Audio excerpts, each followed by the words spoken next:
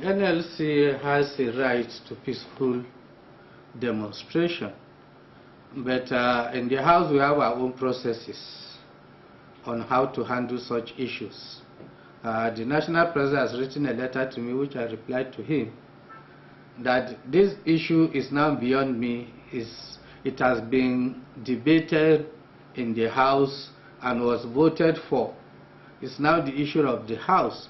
So if they are against the bill, like any other bill, there is always public hearing.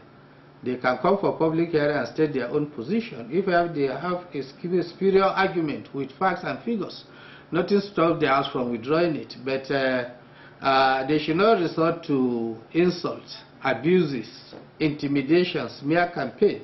That will not advance their cause.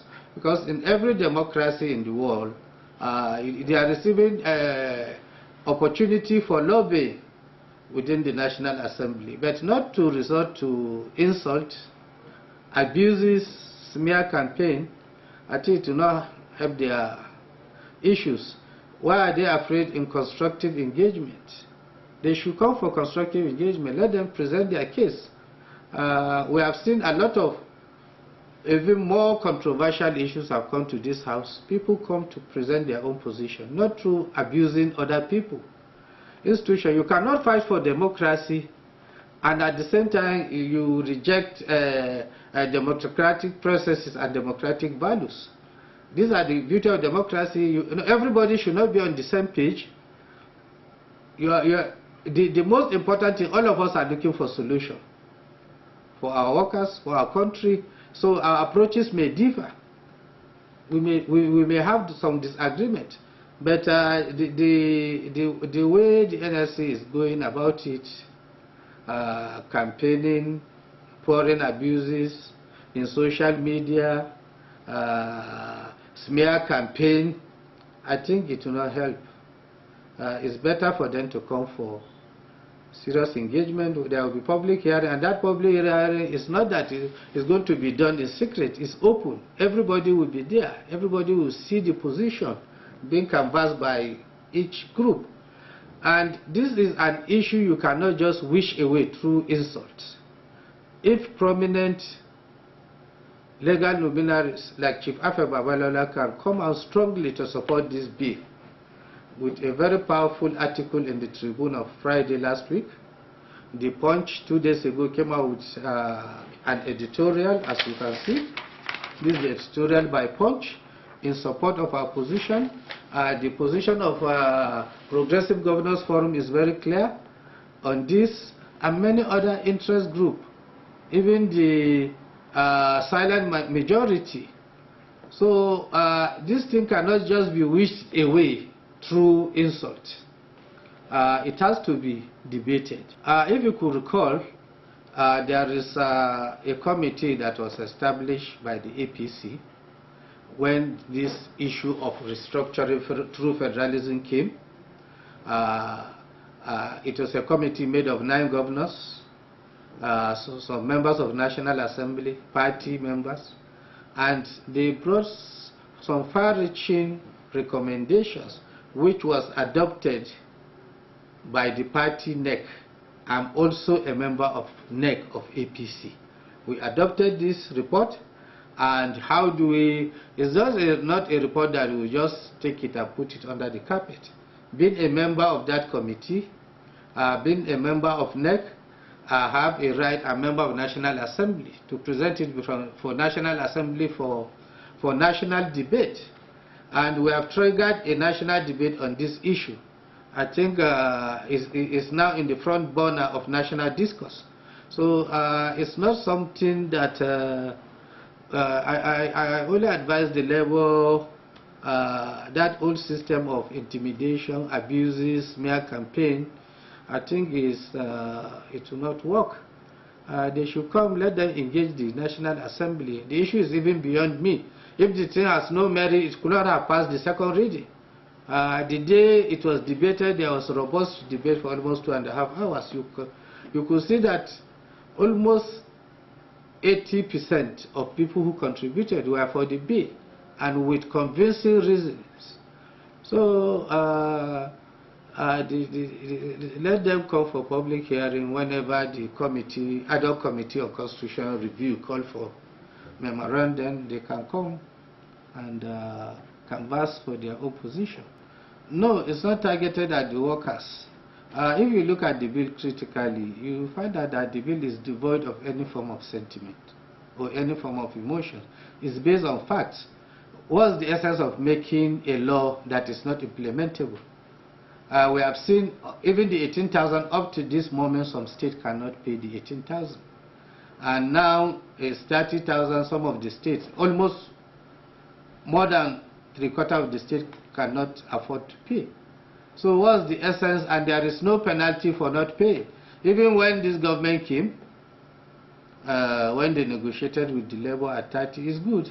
But the state could not pay. They were given bailouts to pay. But the bailout is not sustainable. It's just for a period of time. It's just a transitional arrangement. It's no more there. So how do you pay?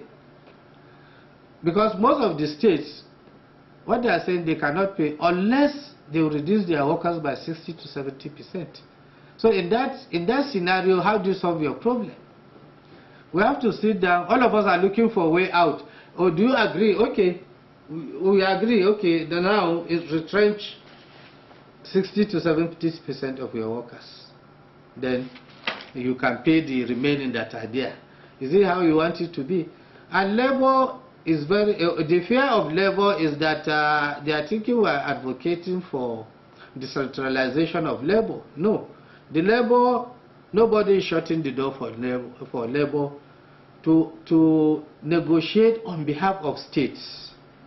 The way they have been doing it, after every minimum wage issue, they still go back and negotiate with individual states, as we saw in the case of Kano, that they went there to renegotiate with the government again. So instead of doing that, why not negotiate before you even do the minimum wage? That's what we're saying. No, I don't have any regrets. I've brought it to a national, where we have triggered a national debate. As I said, because there are a lot of people, very prominent Nigerians that are in support, and you cannot wish such people away just like that. I'm not saying it's the best thing that will happen, but let them come for public hearing. If they are able to convince Nigerians and this thing, fine. There are people who are in support, there are people who are against. We'll invite everybody for the public hearing, and it will be there. So I don't think it's anything that I have to regret. I don't regret anything about it, because I'm not offended. I'm exercising my constitutional right. I'm exercising my duty as a federal lawmaker. I can make law for Nigeria.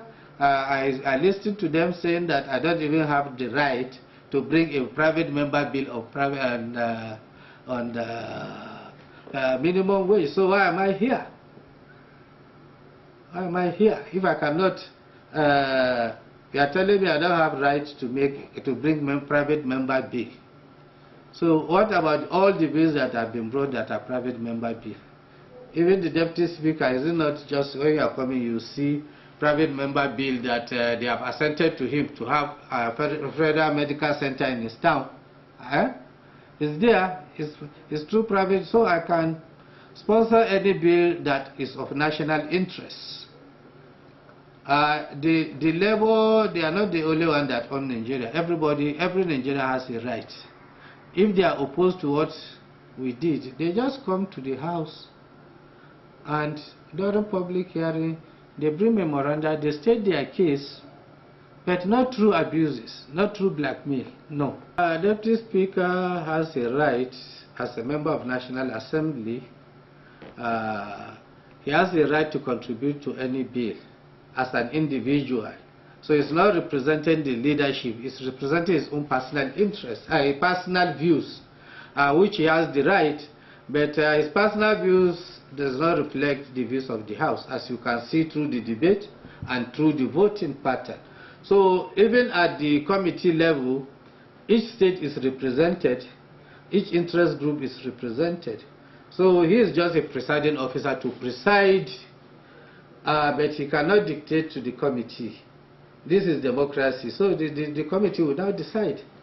If they vote for majority, there is nothing he can do. If they vote against, there is nothing he can do. It's just a presiding officer. So the workers can look at such a thing, and they have their own statistics, they have figures and everything. They know the number of staff. Is to sit and negotiate. But the way we are doing, most states cannot pay, and there is no consequences. So what was the essence of making laws here? Then we pass it to the state, and they said they will not implement, and nothing will happen to them. So what was the essence? And the federal government, there is no any fund that is kept somewhere that will augment for the state. They only did it as a transitional matter to give the bailout.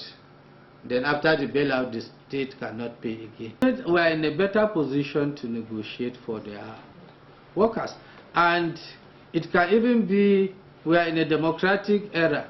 So this issue can be an election matter. You can hold any governor, anybody campaigning. You want to be a governor, what's our stake as workers? What are you going to do for us? What do you want us to sign with you before you win? Don't win and tell us you don't know it. We know what is coming into the state, whether the state can do it or not. You can see even the United States is one of the major campaign issues in the last election. President Biden promised that he's going to raise minimum wage from $10.50 to $15, and it was a campaign issue, and he has won based on that, and is now implementing it. So we are in democracy. We can hold our leaders responsible when negotiating or when campaigning. You want to be a governor, yes. You want to be a senator, you want to. So what will be our take? And we said the propriety of fixing minimum wage at the center is not workable because there is variance in the money collected by federal government at the center and the states. And even among the states, they don't collect equal amount. So we have been citing examples, state like Bayelsa, state like Delta. Maybe what they collect in a month, it will take state like Ekiti, state like Yobe, state like Zamfara, it will take them about 6 months to get that, what that state is collecting in a month. So, and no governor will be so irresponsible. Yes, if you have workers, workers have to leave. But you have to also balance.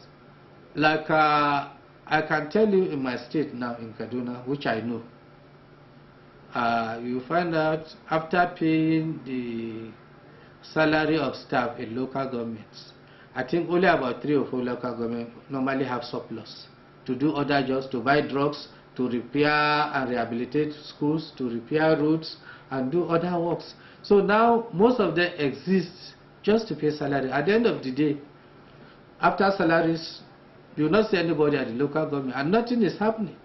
So these are some of the things you have to strike a balance. How do you do it?